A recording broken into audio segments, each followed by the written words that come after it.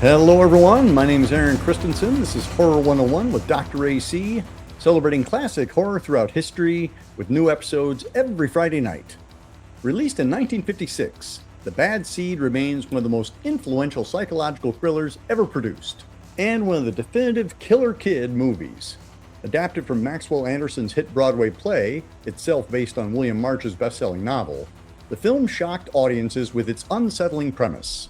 What if an innocent-looking little girl were capable of cold, calculated murder? At a time when childhood was generally portrayed on screen as the ideal of purity and optimism, The Bad Seed dared to suggest that evil could wear pigtails, polished shoes, and perfect manners. One of the film's greatest strengths is its remarkable cast, much of which was imported directly from the Broadway production. Nancy Kelly recreates her Tony Award-winning performance as Christine Penmark, the increasingly terrified mother who slowly realizes the horrifying truth about her daughter. Patty McCormack reprises her stage role as Rhoda Penmark, combining angelic sweetness with icy calculation in a performance that also earned her an Academy Award nomination. Also returning from Broadway were Eileen Heckert as the grief-stricken Hortense Daigle, Evelyn Varden as Monica Breedlove, and Henry Jones as the doomed handyman LeRoy, retaining the theatrical chemistry and lived-in performances that made the play such a winner. Vital to the film's success was director Mervyn LeRoy, one of Hollywood's finest craftsmen, best known for classics like Little Caesar and Quo Vadis. LeRoy translated Anderson's stage-bound drama into compelling cinema without sacrificing any of the claustrophobic intensity. Despite restrictions imposed by the Hays Production Code, which required a quote-unquote more morally acceptable ending, LeRoy preserved the story's disturbing psychological impact. The Bad Seed established many of the conventions of the killer kid subgenre, paving the way for films such as Devil Times 5, Who Can Kill a Child, Bloody Birthday, Village of the Damned, Orphan, The Good Son, and numerous variations on the theme. 70 years on, Rhoda Penmark remains one of horror's most unforgettable villains, proving that terror does not always come from misshapen monsters or masked psychos lurking in the shadows. Sometimes it comes from a little girl just asking for a basket of kisses. From stage to screen to scream, we're going to be talking about The Bad Seed from 1956, celebrating its 70th anniversary, and we have an incredible panel from all corners of the world to chat about it with me. Let's bring everybody in, and let's say hello to John Kenneth Muir. Hi. I just want to say I've been with a lot of mean panelists before. Novotny Lawrence. Hi, it's nice to be here with everyone. Looking forward to talking about The Bad Seed. Back in the doc's office, Matthew Amador. Hey there. I'm one of the good panelists. I brought a basket of kisses. Sarah Binion. Hey, my hot takes nurture, not nature. And beaming in from across the globe in New Zealand, Joseph Wycoff. Hi, I'm Joseph, and you can keep your basket of kisses. Is that why Daddy loves you so much? And we're going to be chatting about The Bad Seed from 1956, celebrating its 70th anniversary. And we will be talking spoilers, and we mean it. So really, if you haven't seen this movie, go check it out. Come back, join our conversation already in progress. Thanks for coming on the show, everybody, and welcome. I just have to say, I was so surprised at the high level of folks who tuned in for this panel. John, I just have to ask, what was it about this title that called out to you? I love The Bad Seed for a couple of reasons. One was that I have this great sort of personal story about it. I don't have an evil child, thankfully, but in 2005, still time, John. I know. Yeah. Well, I'm getting old. I got to take a trip to Toronto to be on Saturday night at the movies to discuss The Bad Seed. And wow. So my publisher, this was a different world. It was like 2005. My publisher flew me and my wife up to the Toronto Film Festival. Like Eli Roth was on the show. So I have a connection to it. It's like, wow, I can't believe that was like 21 years ago. But that was one thing. But also, of course, my wife is a therapist. And this movie is all about psychology, psychiatry, and sort of what happens when people who think they know psychology maybe shouldn't be getting into things, right? So that's sort of my connection to it. I really love the film. I think it's great. Thank you. Novotny, welcome back to the doc's office. Glad to have you here again. What was it that called out to you about The Bad Seed? I appreciate it. It's great to be here, and thank you for having me back.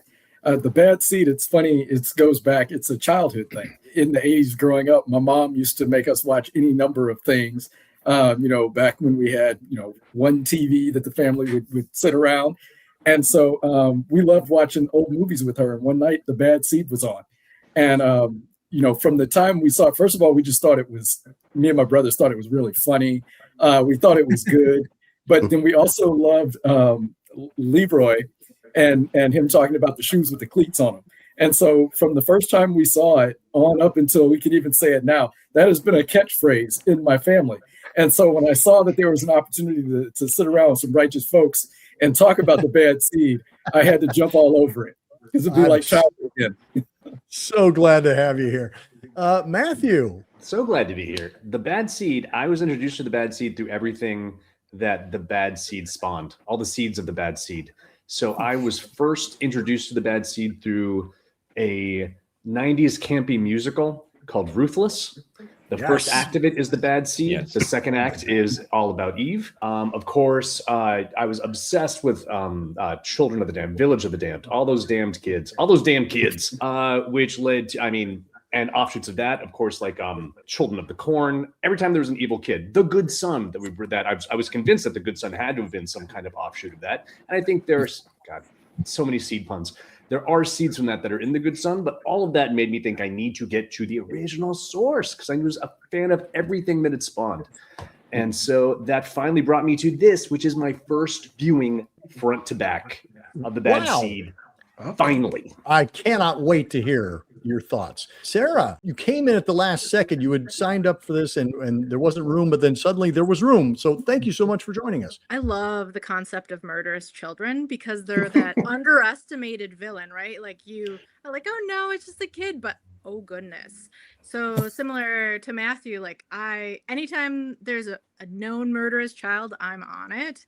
I think the thing that was interesting about this film is I feel like it's the first time that magic, or it's one of those early stories where magic wasn't the inspiration. It was because of their lineage that they're an evil being. So I'm excited to be a part of the panel and geek out with other people who enjoy murderous children. And Joseph. In high school, I did speech and debate. If you did performance events, particularly drama, The Bad Seed was a readily available script. It was easy. You had two females, so you could either have a single performer do it or two performers do it. And the thing about speech and debate in performance events is because you're competing in multiple rounds, you're not going to see it once. You're going to see it about 100 times during the year. Being a high school competition performed with great high schooler enthusiasm, which means it was hilariously overacted. And then eventually, when I got older and was a bit more of a cinephile and I sat down to watch it, I thought I would watch the film. And the film is in many ways hilariously overacted. And then later on, I came back to it because I became a professional actor and my concentration was stage. And it's a notoriously stagey film. And I always bristled at that. I'm like, what's wrong with being stagey? And eventually you figure out what the problem with that is. But it was really great to come back to. I've seen the Bad Seed probably 20 times, at first for my own amusement. And now in my later years, I really do come back and go, you know what? There's actually some people doing some very creditable work in this particular piece. So that was my pathway was high school speech and debate. And that was mine as well, Joseph. I saw so many duet acting performances of The Bad Seed, and it was always the climax. So, of course, I knew the ending of The Bad Seed. I knew, the mystery had been spoiled for me via these little 10-minute cuttings. But when I did finally get to sit down, I'm also an actor, and I was down in West Virginia, and it was either AMC or Turner Classic Movies, whatever was screening classic movies at the time. I got to watch The Bad Seed from front to back, and it has the greatest ending in cinema history. I was like, I sat there with my mouth hanging open going, that did not just happen. Also, that didn't happen in the play. So it's so over the top, outrageous, and incredible. It is the perfect Deus Ex Machina ending to any movie. And it really is one of the things that makes me keep coming back to it, is that I'm just leading up to it. I love watching this movie with people so that I can just sit there and like slowly turn to them in the last like 30 seconds and watch them like go, wait, what? But anyways, I'm very excited to chat about this because yes, I hadn't seen this one in a while. Going back to it, as you were alluding, Joseph, a lot of the actors that were originating the roles on Broadway have been ported over for the film. And there is simultaneously a stage quality to the performances, but there's also a really lived in relationship. And you get these really long takes where you're watching basically a live performance, and yet it opens up a little bit and becomes a movie as well. Matthew, I want to bounce down to you. I know you have a background in counseling. You've been in on several of our panels and using that side of you. We talked about Psycho. So I'm definitely curious to hear your thoughts on, from a clinical standpoint here. Yeah, I was really surprised to hear how much jargon was being used, how much popular concepts of behavioral health were kind of being integrated in there. Like a lot of Freudian stuff, which full disclosure are not things that I really lean towards, because from a from where we are in 2026, they seem a little misogynistic. The whole notion of women having penis envy and wishing they had penises seems a little better explained by, hey, maybe women recognize that there's some social imbalances and they would rather those be dealt with. It's not that they want a penis. I found it fascinating that all of the Freudian things that are being slipped in there, like everyone's relationship with their parents. Oh my God, it was romantic. Explicitly romantic. Even someone saying, oh yeah, Claude saying that, oh, I want to marry you, mom. All these things that are just deeply just written in there. I wasn't sure if this was going to be like Showgirls, like where you watch Showgirls and sometimes you're like, wow, the subtext is really deep. And then you're like, no, there's not subtext. It's just all text.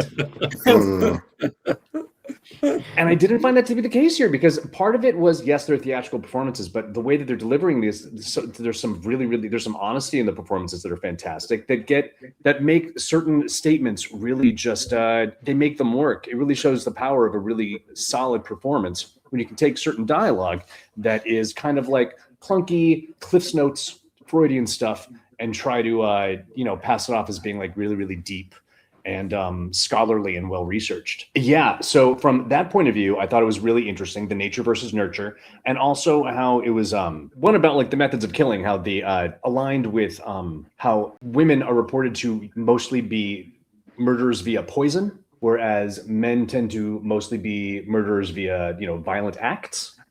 I found it was interesting that they were talking about female serial killers and saying, oh, she poisoned this person. She poisoned her husband. She poisoned. And little Rhoda does not.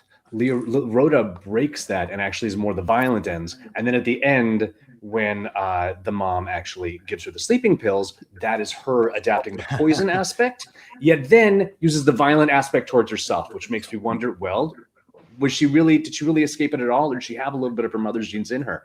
That's kind of fantastic. I love that. Actually, that ending, I looked this up because I thought it was interesting that the mom went towards poison, and I was like, I wonder if they were showing nurture. And because of the time period of this movie, it said that the ending was different than the book because of the Hays Code. So I didn't read the book, but I was curious if that was different in the book. So I can tell you from the book that she does poison Rhoda and shoots herself. What was added on, what I was alluding to, is the final shot on the pier where Rhoda goes back out to the pier to look for the medal and the lightning bolt comes from above. That was imposed by the Hays Code because they couldn't have a villain not being punished. That was part of the code, was that you couldn't have a villain just get away with it. The mom didn't survive. I hate to interrupt, but we're specifically asked not to discuss the ending. I mean, I'm just saying, It was right there on the screen. It's true. It was. And I put up a nice big spoiler banner. So, I negated. That's fair. But yeah, let's start from the ending and work our way back, because that ending is so dramatically different from the book and the stage play, where it ends, with Rhoda emerging victorious, and mom does actually die of suicide. I mean, I'm imagining that made a big impression on you and your brothers. What was your reaction to the ending, and then how does it kind of coincide with your feelings about the original stage play ending? I was younger when I saw it, and initially I was going like, what is going on here? Like, what just happened? But then it kind of reaffirmed a lot of the ways in which I grew up. My mom was a minister. She didn't have her own church, but she was a preacher. And so in essence, we walked away from this thing going, well, God hates the bad seed, doesn't like the bad seed either. He will punish you. And so, it wasn't about being obedient to your parents, but maybe it was about don't go killing other kids or else you will be struck down. And we know that where you're going is going to be hot if you believe in the ways in which I was raised. And so I think it was this kind of reaffirmation of some of the things that we were taught, and not in a way where my mom would use it as, remember what happened to the little girl, but just like there are these allusions to where she tells, Rhoda tells Leroy, you won't go to heaven, at one point in the film, where it's kind of these things are bound up in here. And so I start thinking some about religion and what that means and what it means to be punished for the evil that you do. And so that was a lot of what I was thinking. And at the same time, when I was watching it this time around last night, I was thinking a lot more, this is 56, and I was thinking about the production code, and found it interesting that Mervyn LeRoy, who had done gangster films previously, he knew very much how to bring a tale to the fruition in which the bad person is punished at the end because they have to be, right? This reminded me a lot of some of the gangster film arc in that way.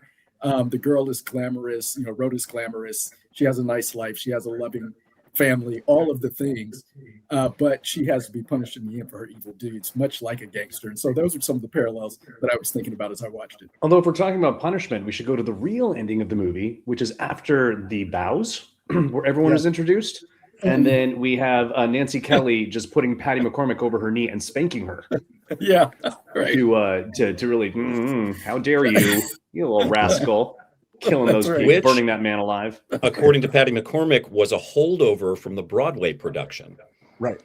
Because They during did the all the bow of bows, the Broadway production, she would do that particular move of spanking Rhoda. And the crowd went wild. Well, what I love about the ending is it is the stepping in. Mother Nature has to take care of things when Mother Nurturer has failed. Clearly, the poisoning attempt goes wrong. The attempt to kill herself goes wrong. Mother Nature's had enough. Where the whole debate of this movie is nature versus nurture. And nature proves victorious in the end by taking out the aberration. And I think that is actually, when you were talking about it being a perfect ending, I think it kind of is in a way, because what were going to be the alternatives? You're not going to show a little girl going to prison and getting the pink electric chair, as was described to her, right? So sort of the only thing you can do, and you're not going to show an adult killing her, right? Even if it were justified or self-defense or something like that, if that situation were to come up, if Rhoda were to go after her mom with the cleats or something, right? So the only thing you really could do was reassert the power of Mother Nature, and that's what we get at the end. So it seems like a actually very appropriate ending. It is as you said, a Deus Ex Machina, right? But it's so baked into the nature versus nurture debate that you can't really argue with how it ends up. But again, when I think about the bad seed, I do think about the neighbor. Was Monica her name? Was that her name? Monica Breedlove. And yeah, great name. And she's she's just taken with Freud and psychiatry and all of this. And I was thinking about then and now the popularity of psychology and people always wanting to diagnose each other and themselves. We see a straight line from when psychology was popularized for the masses, which was the 1950s. If you look at another film, and I was on the panel for that, that we did from 1956, Invasion of the Body Snatchers, it was also really steeped in this kind of pop psychiatry, right? And so is this movie, and this just desire, it's like poking at people. It's like trying to say, like, what's your childhood trauma? What is this? And trying to use psychology to explain ourselves. I mean, we see that today, but today everyone's like, oh, let me tell you my diagnosis, right? So the bad seed in some ways is sort of more relevant, I think, than ever in terms of how people use psychology, and not always in good ways. I think it's interesting that this was an early, like the ending of the book where the mom shoots herself. It's kind of that family annihilator thing where you think they say the family annihilators tend to think that they're responsible. Like, I brought you into this world, I'm going to take you out of this world. I kind of like that darkness sometimes in cinema, to be like, oh gosh, not that I want to support family annihilators, but I think that the book ending sounded interesting, where I was disappointed that everything was softened up and it was like, oh, happy ending in the end. But I feel like maybe that was the time period. So, like, I know we've mentioned The Good Son, where I'm not going to spoil that ending, but that ending was dark and made me sit with it and think about it a little bit more than solve it with a happy ending and maybe go, oh, everything was righted in the end. Because I kind of like the darkness a little bit to make me think post art. When you talk about the surprise ending, for me, my question is, do you mean the ending or do you mean the ending? Because for me, there's the shock ending of the lightning strike, and then there's the shock ending of, wait, there's a bow? You put a bow in your movie? Right. Yep. And there are things that change. Reading the book was very instructive. In that there are themes that are much heavier in the book than they are in the stage play versus the movie. One of the things that really gets driven home in the book is using psychology, and particularly criminal psychology, as entertainment. That Monica Breedlove is constantly diagnosing people as a latent homosexual or having penis envy, all as sort of flirtatious cocktail banter. The character who is constantly talks about serial killers that he admires. That's even heavier in the book, and it's still in the movie. Those people just sort of opine about what people's underlying psychopathy might be, when in fact there's a genuine killer in their midst. Is really an interesting dynamic to me. The book also has absent fathers that get put back in. Rhoda's dad isn't there until after Christine shoots herself in the book. And I believe in the stage play, he's just not around at all. And in fact, Christine writes letters to him that she puts in a drawer and eventually burns and never sends. For the stage play, we bring dad back in at the very beginning because we have to have a present father. And likewise, Christine's father is not around in the book. But we put him back in for the movie because we've got to have dads. Those mores are interesting to watch them at play. I actually have a question for the panel at the end. But one of the things that struck me about the staginess of the movie is this is during a time when it is not uncommon for the audience of this period to see the Goodyear Playhouse and the Kraft Radio Theater Hour on television.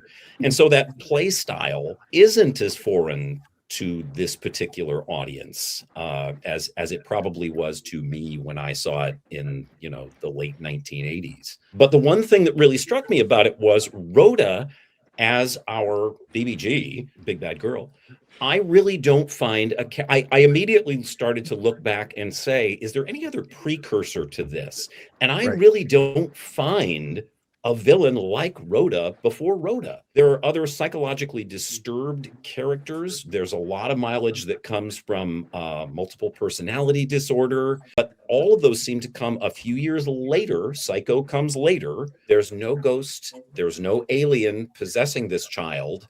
She just is what she is. And I found that to be very interesting, that she's really kind of the first of her type.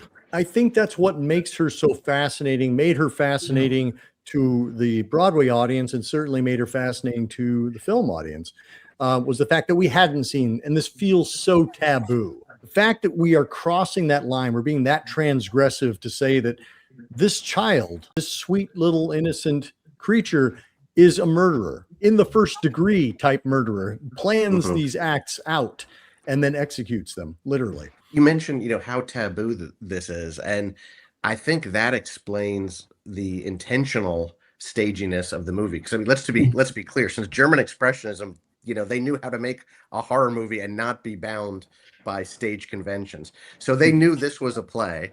And so what they do is they make this very stagey thing because it's such a taboo subject. And then at the end, they you spank the actress so everybody can walk out and be like, okay, it wasn't really that serious. Like, order has been restored. The universe is okay. Look, they're having fun. Look, that little girl's not evil. Look, she's getting spanked by her stage mom. It's like, so the whole taboo nature of it, as Joseph said, I mean, and you said as well that, I mean, that is absolutely groundbreaking. And I think the way they dealt with that, so this is, going to be a major mainstream release, is we're going to do it like it's a play.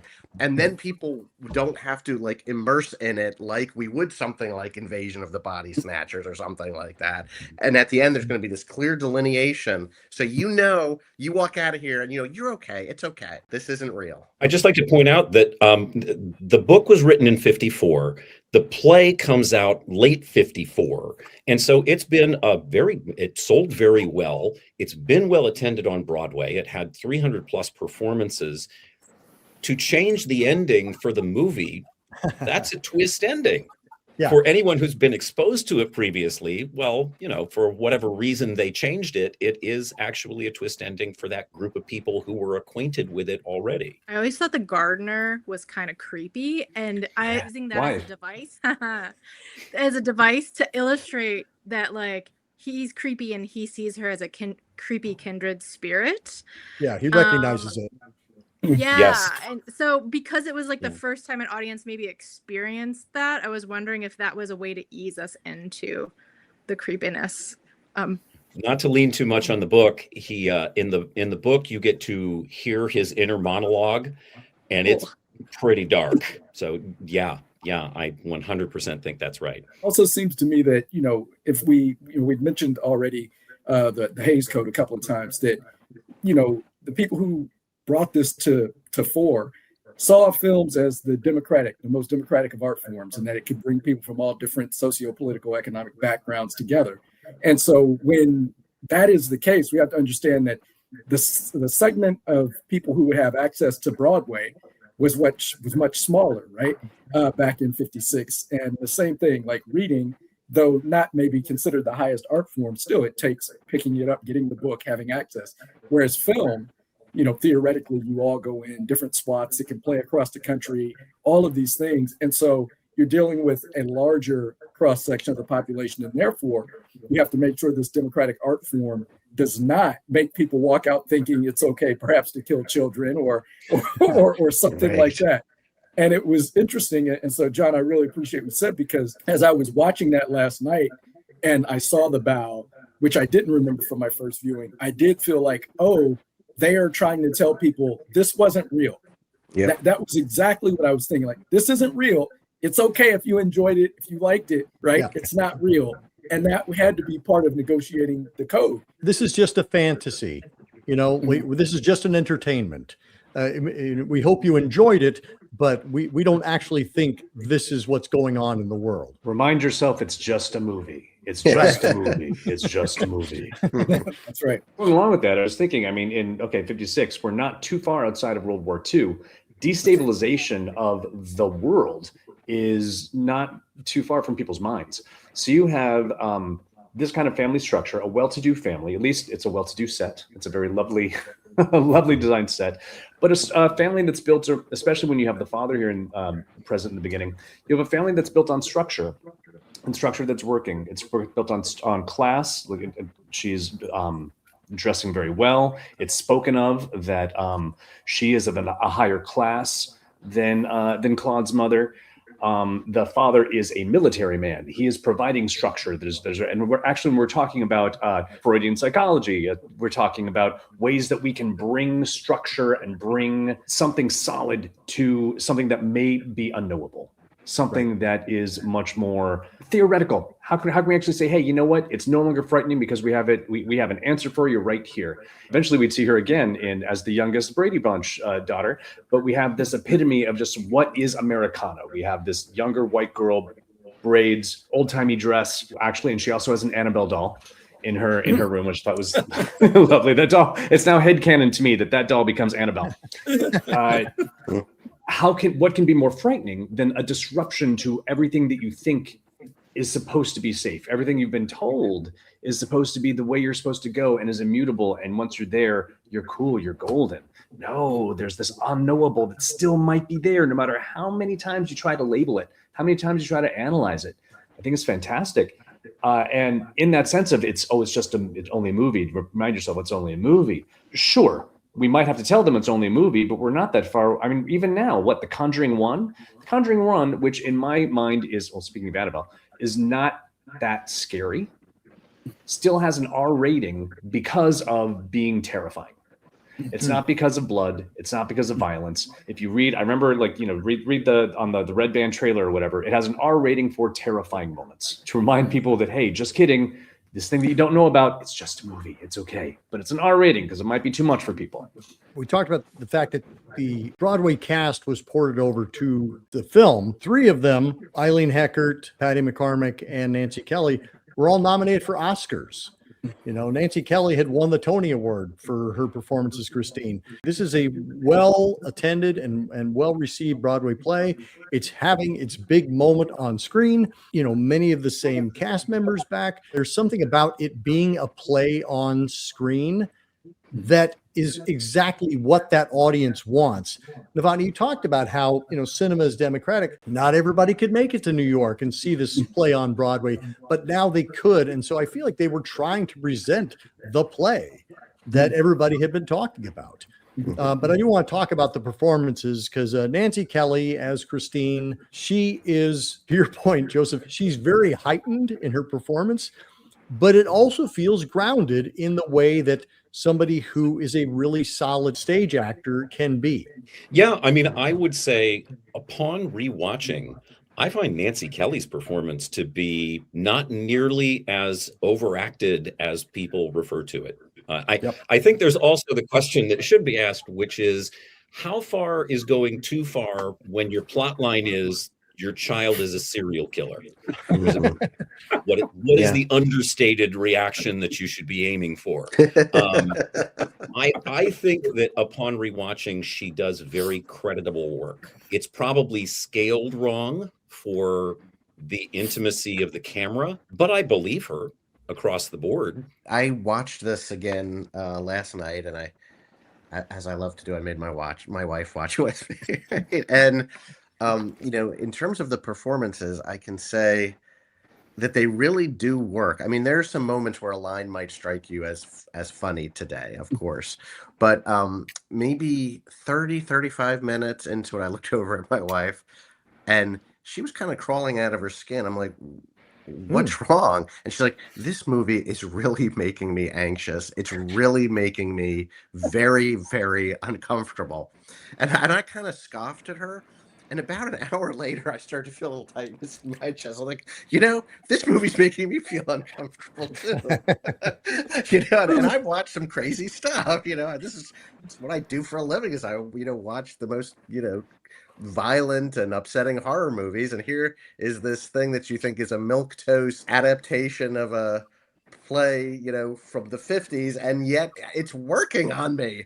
It's working on me. It's working on my wife. And I think you have to credit the performers for absolutely committing to the material in the best way they can in the context of what they're doing that time and that place. I think it's quite accomplished. Of course, we're going to laugh a little at something from 1956 today, just in terms of jargon, lingo, in terms of how people emote a little bit. I mean, it's just a different time. The thrust, the continuum of film is always we're going from, more theatrical to less and less theatrical. And horror movies now definitely with found footage and everything. I mean, it's like nothing can be artifice anymore. So we're going back to a time when there's sort of more artifice in the horror film, at least in this one. But I you know, I can just attest to how I felt and how I said the look I saw on my wife's face, and I say the performances did their job, and they still do their job. And what I would say is that it's very similar to a Shakespeare play where you're adapting to it. Like the first Yeah. couple scenes are you kind of like getting into it, but then yes, then you get, because you tune into it. Yeah. Or like an Italian horror film where, you know, the dubbing is a little off-putting at first, but then eventually, because you want to follow the story, you just invest in it. And I feel like that is what this movie, everybody is in the same play. And I feel like that is really what makes this movie work as well as it does. Got to say, I love the setup. I'll start with Patty McCormack, who very early on, she's so good in that she seems innocent, she's sweet, she's well dressed and put together. But when they mention that metal, she loses it. And then you go, oh my goodness, there is something seriously wrong here. And I like that the other performers, like, of course, they kind of see like, wow, she's really upset about it. But it's just so like, but it's okay because ultimately she's this young girl and she's just a little peeved. But knowing what the film is about and what you're going to get, that switch with, oh my gosh, and it's so good because it tells you everything that she is. From that point on, we know there will be no accidents. There has been no accident. Everything is going to be because of that. I really like her performance, and I like the way how quickly the switch flips there. I also appreciate Eileen Heckert's performance. I think that she is absolutely fantastic. I mean, the grief that clearly she feels and she makes us feel with her. I'm watching that and I'm in pain for her, you know, having lost her child. You can tell she's also considered, you know, of the world. She's not the lady that, you know, the other women are. And all of that is embodied, and we can understand it, particularly in this context, because she's lost her child. And there are much more important things than making sure your house is perfect and your little girl looks pristine. There's this very much about life too, and ensuring that you have good kids and that they're going to be okay. And she couldn't do that. And so I really feel her pain. Her performance for me was the most captivating, second perhaps only to Rhoda, maybe. But it's because that one scene with Rhoda. But yeah, I just really appreciated what she brought to the table. She kind of stole the show for me. When she was on screen, I wanted more of her, but at the same time, it was just enough. When she comes back for her second appearance, I was like, oh, good. We get more of Hortense, you know? Yes. And you got to say that her name is Hortense is kind of gives it another dimension too. Like, oh, okay. For the most part, color was always a thing. So like black and white media was very intentional for most of my life. And so when I go into a black and white film, I expect the color contrast to be a thing. I expect the pacing to be different. I expect the language to be like cringe sometimes. But like going into that, knowing that you're kind of visiting a different time period, I accept that. So like when I saw this film, it was never something where I was like not seeing the black and white, if that makes sense.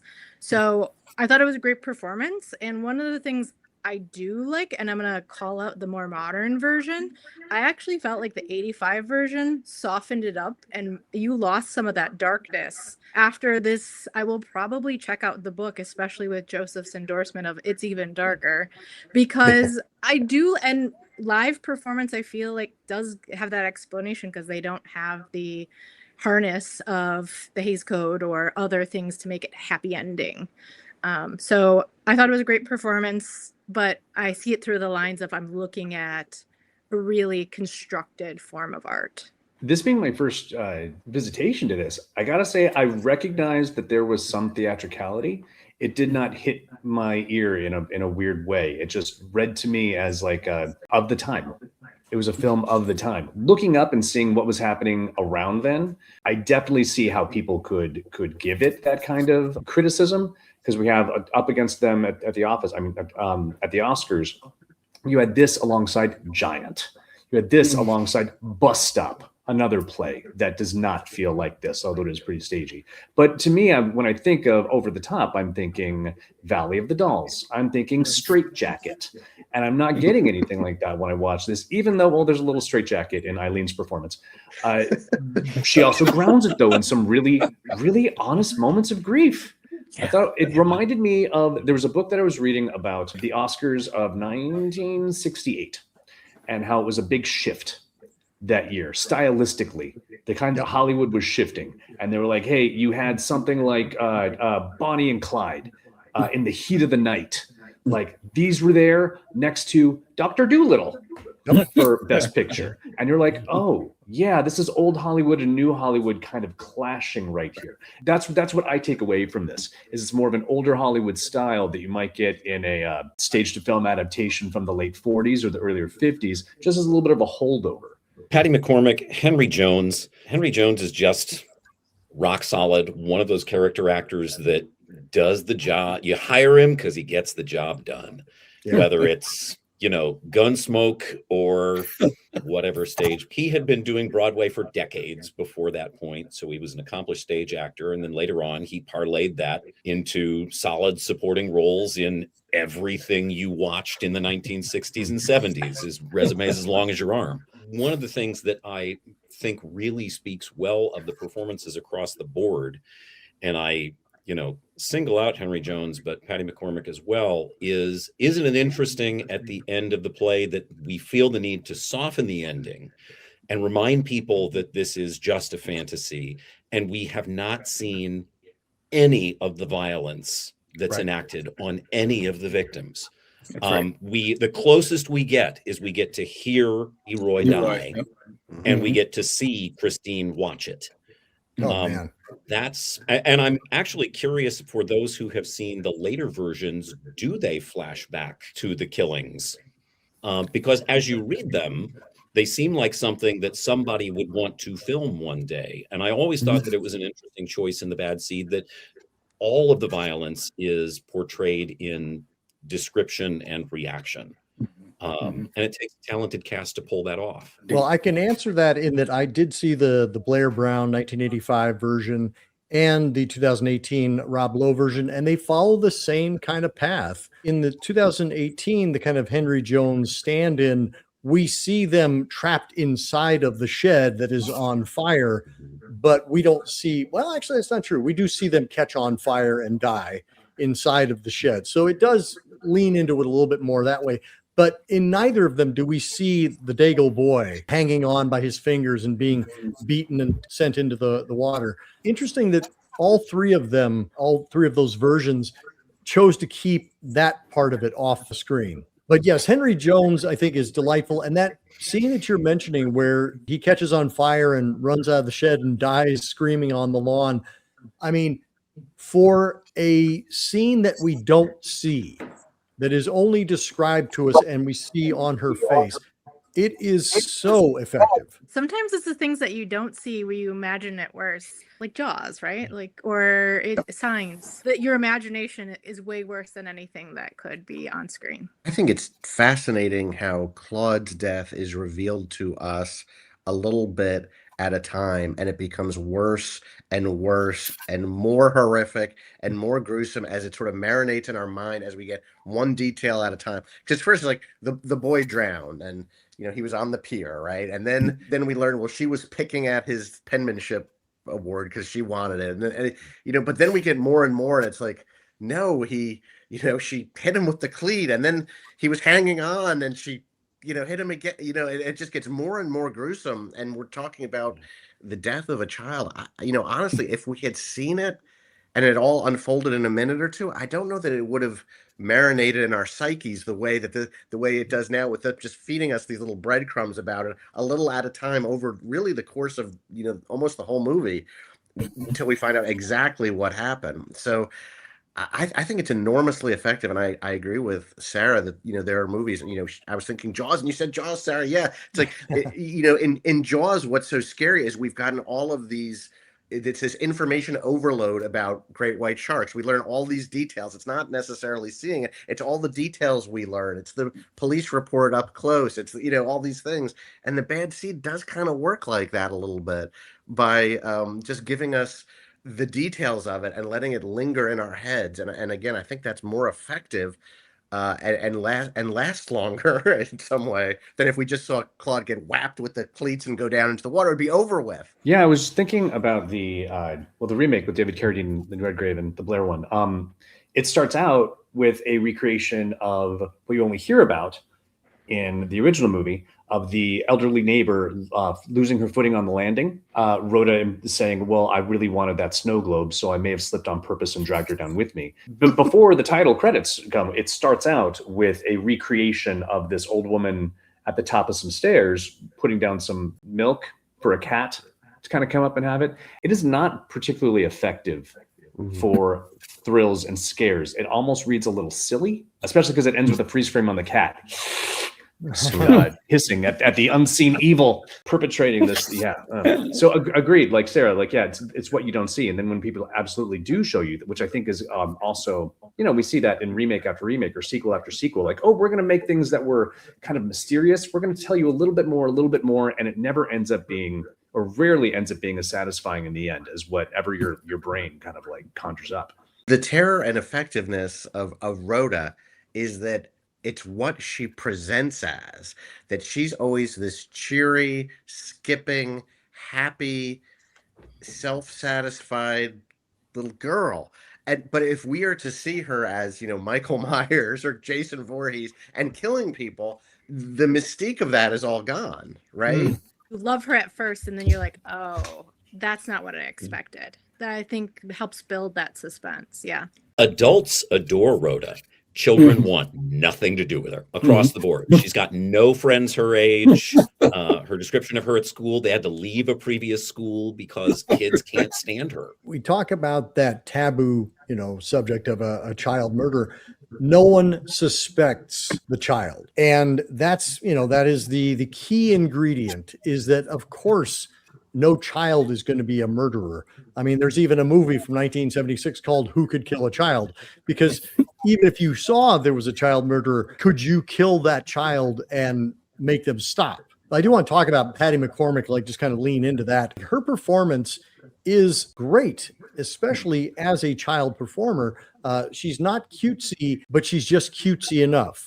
And you start to wonder how much of it is just an act, and how much of it is there anything that's real about Rhoda? Yeah, if you're going to actually try to diagnose her with something, then the closest you could probably come would be antisocial personality disorder, which I'm saying closest because you can't. She's too young. You can't diagnose her with that. Were she an adult and we kind of see her as an adult, like this, this otherworldly being inside this body, then you could say that. If she were to eventually be diagnosed with that, then no, she would see people as tools, as means to an end. And everything that she knows she can put on this facade. She knows how to get what she wants. What you see with, oh, Daddy, no one picks me up like you can. And then like her grandfather, you pick me up just as good as Daddy. It's very much, I know what to do to get what I want. Mm-hmm. Yeah, that's exactly it. Which makes that is the facade. The killer is the real Rhoda, right? That's how I view it. That's because she is playing everybody, and it all works. Again, it's the costume and the set. It's her, it's her hair. She is the epitome of innocence, the sweet little girl. But when she is, for me, there's even something sinister in the way that she's walking around the room clicking her cleats, right? It's like, what is happening here, right? There's something calculating about that. It's very meticulous, and I'm going to show, and I'm clicking these, and then of course we know it's a precursor. She knows what those cleats can do, right? It's the damage. So that is the facade. Like she is acting. The darkness is the real Rhoda. That's how I view it. What's interesting is that she also has the agency to choose that guise, right? Her mom wants her to wear jeans, wants her to be comfortable, but she knows that this outfit, this presentation continues to project that innocence. And I think Exactly. there's something wonderfully calculating in that regard. Matthew touched on this a little bit in the beginning of the misogyny of that time. Like, I feel like there's daddy knows best, right? So there's a lot of inherent misogyny in how writers write at this time period to create that father-daughter romance, which is gross. I wonder if she's leaning into it for a mask because, like, that's what is in her media at that time period, like Leave It the Beaver and Father Knows Best. So yeah, I cringed at it, and I don't know if JKM, if your partner felt the same way when they were like, it's cringeworthy, if that was leading up to it. Some of it really was talking about Claude saying to his mother, "You're the prettiest mom. Yeah. I want to marry you." You know, and then all the older men and the way they make over Rhoda, it's creepy. It's creepy. I mean, I know it's another time, and it probably didn't read as, that part probably wasn't as creepy then as we see it today. Right, which is creepy. But it definitely reads as creepy. Even Claude, when he says to his mother, "I want to marry you," the response isn't, "You can't marry your mother. It's, you'll find someone else." And it's like, whoa, wait a minute. This is the lesson we need to be teaching. But I want to take it even a step further when we talk about the it's like the gender politics, because it's not once does it occur to, you know, mom that maybe the dad is the reason that she is the bad seed, right? If this is genetic, why does it have to come from mom's side? And so, Joseph, I think you were talking about the dads being, you know, out. They weren't there. They're not in the play. They're not.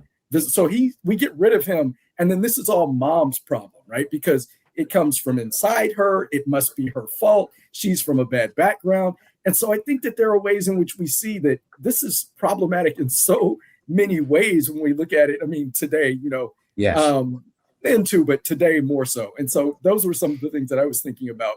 You know, men like kind of the dads like kind of floating on a cloud, not knowing anything that's going on, having no clue. And Novotny, what you just said, right, that this is the mom's problem, like both in that it stems from her, and they never ask about Kenneth, right, and his heredity, right, his legacy, whatever, but it's also her problem to solve it. I mean, right? I mean, it's her problem in every way, and the dad just kind of floats in like, it's all going to be okay. Hey, honey, you know, that's it. Right? It's like, oh my gosh, wow. Different sets of expectations for men and women, for moms and dads here, right?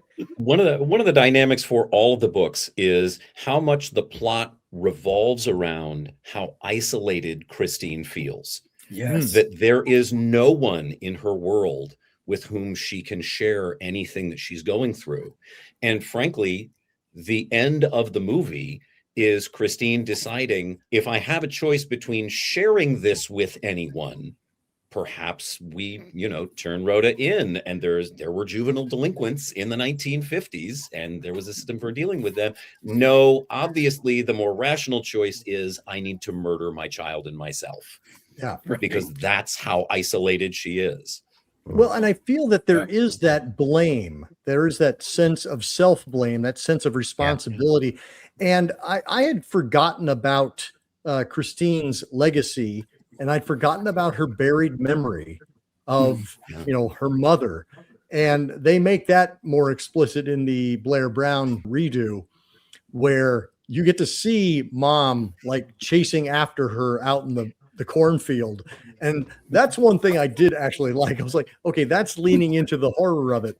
But I like the fact that she is constantly wrestling with this part of herself and this legacy that she has, the trauma of it, you know, and it's been buried so deeply, and her father has deliberately chosen to cover that up as well. I did get a chill in her when she finally does remember that moment from the farmhouse of hiding from her mother. She just has the line, there was a little boy there, and suddenly he wasn't there anymore.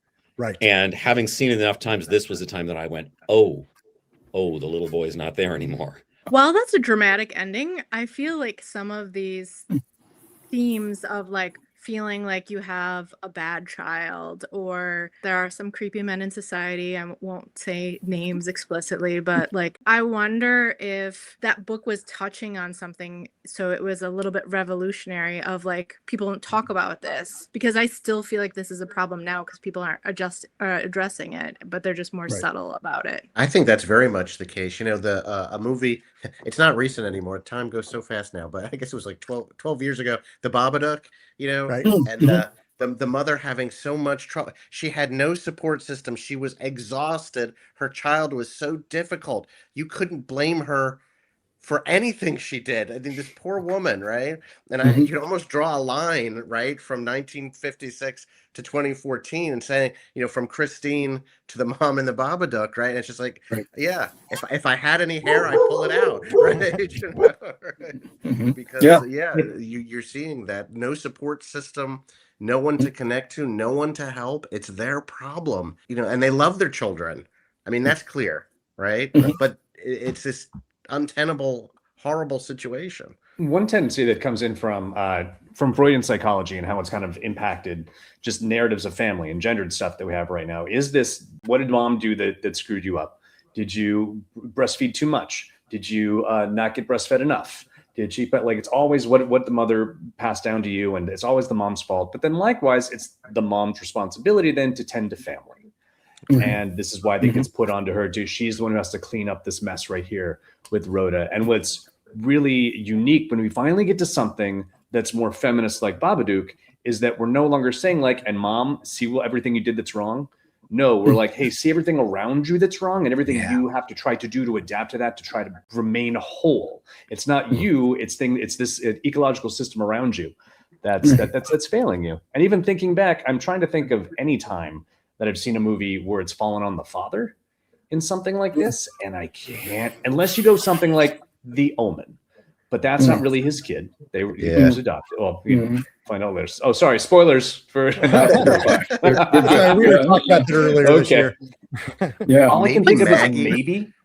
Movie Maggie about the zombie, the teenager girl who's a zombie, and Arnold Schwarzenegger's her father. That's the only one I can think about. Yeah, that's I'm right. thinking Eraserhead, but it's not even. It's dreamlike. So we have Eraserhead that has. It's kind of a child. Wasn't there one with Matthew McConaughey where he had the axe? I want to say that's Frailty. Frailty. Frailty. Yeah, and it's the dad's problem. That's right. So, that is a dad problem. Not that I want to find that loophole, but no, but it's really interesting, and I think that, you know, part of what makes this film work is that it mixes genres, because there are elements where it plays like the old kind of what they called the women's weepy, right? So it's very dramatic, and then at the same time it's psychological horror. And so as we talk about this being the mom's problem. And I love Matthew, your comment about what the Babadook dug and says it's the system around. We see that in other dramas too. So it makes me think of If I Had Legs, I Would Kick You. And that we see that it's her problem. And it's so much so that while we don't consider that a horror film, it is horrific what she is experiencing. So I see that I can see some of those echoes here from The Bad Seed, even in that film, and see how those are in conversation with each other. People of a certain age will recognize some of these actors from where they showed up in pop culture. Our character of Emery, who's the brother of Ms. Breedlove, that's Jesse White, who became famous as the Maytag repairman in a long-running series of commercials. And for genre fans, William Hopper, who plays the dad, he was in The Deadly Mantis, and he was also in 20 Million Miles to Earth. So I was like, why do I know William Hopper? And that's how I know William Hopper. Those two movies followed this one. They both came out in 1957. Paul Fix was Dr. Piper on the second pilot of Star Trek before Bones. He popped out. I was like, it's Dr. Piper. Oh my God. Claude Daigle's father is Mr. Drucker from Green Acres. Oh, is that? Yeah. Well, and also Frances Bavier has a small cameo, Aunt Bee from the Andy Griffith Show. She shows up in at the dinner party. It is a great cast, wonderfully nostalgic, but as we've talked about, I think it still manages to cast its spell over audiences 70 years later. I mentioned this backstage, but I think that the The 2018 with Rob Lowe and McKenna Grace, there's some really fun kind of trashy Lifetime qualities to be enjoyed. There's a great scene, no spoilers here, but there's a great scene where McKenna Grace is actually practicing saying basket of kisses to the mirror, trying to find out what it's like to talk like a human being that would be acceptable. That's a really great scene. And it's really done by a terrific young actress. I do recommend folks do check this movie out, obviously, but also, you know, if you're looking for a trashy good time, I think you could do worse than to check out the Blair Brown 1985 remake, as well as the 2018 Rob Lowe directed, Rob Lowe starring redo as well. Let's circle back around, offer our final thoughts on The Bad Seed, 1956, celebrating its 70th anniversary. Let's start things off with you, John. It really holds up, and I do think my son is wonderful, but you cannot watch this movie and not think about what it's like to be as a parent, what it's like to be a parent, and what you would do in that situation as a parent. What choice would you make? I mean, and I think that's, you know, a key aspect of this is how much in watching it you do identify with Christine. And you know, I was brushing my teeth last night. I said, you know, if this happened, I'm, you know, I might have, you know, thrown the cleats down the incinerator too. You know, I don't know. At least until I figured out what to do. There's something very human about it. There's something that I think, you know, all parents can identify with. It's a horrifying thought to think about that being your child. You still love them, and they're terrible. So that, you know, I just wanted to bring up that sort of identifying point. I think every parent has had a moment and thought about that. Well, and I think it's in the title, right? You know, it's not a failure of the parent. It's just a bad seed. It is something that, you know, you had no control over, and yet you are going to be responsible for it. I think it's a great point. Novotny. I agree with John. The movie holds up. I think that watching it, I walk away feeling like for 1956, this is really pushing the boundaries. It's doing, you know, it's dealing with content that is dark. Great performances from a child actor and as well as the rest of the cast. And they bring something very special that was different, I think, than what people would expect at this point in time. And so Matthew mentioned this, you know, being after you know, World War II. And so we're coming into that booming time period where white picket fences and the kind of home in which they live, that symbolizes the quote unquote alleged American dream, right? But there can sometimes be this seediness that exists under the facade. And I said seediness. I didn't mean to say it, but you know, yeah, it's this bad seediness, right? That is under the facade. And so much so that I think the film is actually playing around with that quite a bit too. She doesn't even care about the white picket fence. She's just clicking the flashlight on it, right? So it's that contrast of what that fence symbolizes versus what she is. So there's just some beautiful moments like that in the film. And so I just appreciate it. And I hope that people continue to go back to it. Great observations, Novotny. Matthew. I thought this was fantastic. And having seen everything that it's inspired, both in terms of the killer kid genres and also in terms of, hey, what if our American dream isn't such a pleasant dream? What if it's more of a nightmare? Everything from, like, you know, American Beauty to Blue Velvet. Like, I can see, I love that it's, some of the seeds of it are here. I recommend it to anyone who's interested. It's fantastic. You won't be let down. And one thing from the beginning of this conversation that I held on to until just now was Jonathan mentioned that, you know, there's, what are we going to do? We're not going to march her off to a little pink electric chair. And we're like, no, we have nature striking her down. So it's a green electric chair. Did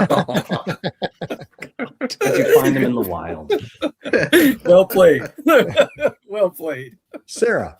I don't have a seed pun, but I would say definitely watch, and maybe disclaimer that it is very of the time, but the themes are enlightening. And Sarah, I think you had a really great point in that because it is in black and white, there is already kind of a patina around it. Like, you adjust to the period. I think this, if had this been in color, it might have been a little more harder to engage with. But because we have the black and white, which puts us into kind of a dream state, we are in a world that doesn't truly exist outside our window. The black and white actually eases you into it, and I think makes the drama or the melodrama go down easier. Joseph, take us home. Yeah, I just agreement across the board. I think that from its origins through to the movie, it plays on very deep, very real fears, both about the mores of the time and being a parent. If you are a parent, bless your children. They are absolutely capable of being cruel and selfish and thoughtless. And you deal with that as a parent and you help them to grow. But I think the idea of creating a child who is all of those things and more so is a great horror thread to pull on. I think it is a snapshot of its time in a great way. I think it's an easy film to make fun of and to poke fun at. And it's an easy film to get wrapped up in. I will generally watch old foreign weird films in my home, and it's always curious to me. So my children, who are 17, will often walk through the room and plop down beside me. And it's always interesting to see which ones they stick around for. They'll have a comment about how old and weird and different it is, but do they stick around? Because sometimes they do. And I think this is one of those films where have your fun, enjoy what you can enjoy, but it'll get you if you stick with it long enough. That's right. Fantastic. Thank you so much, everybody. Again, this was just a delightful film to come back to.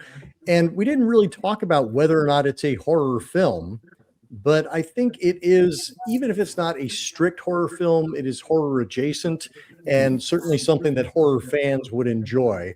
So I was very pleased to showcase it this year for its 70th anniversary. And thank you all so much for helping celebrate it with me. Looking forward to having you all on again very soon. And until next time, keep searching, keep exploring, and keep sharing the scare.